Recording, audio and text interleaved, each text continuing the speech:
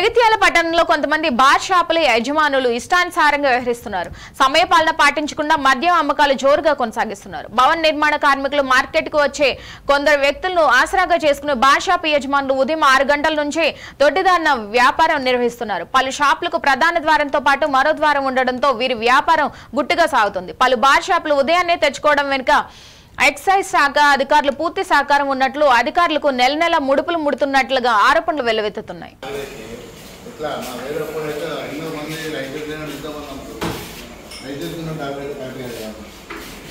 Correct అన్న, ఒక timing ఉంటుంది కదా అన్న. పొద్దున్న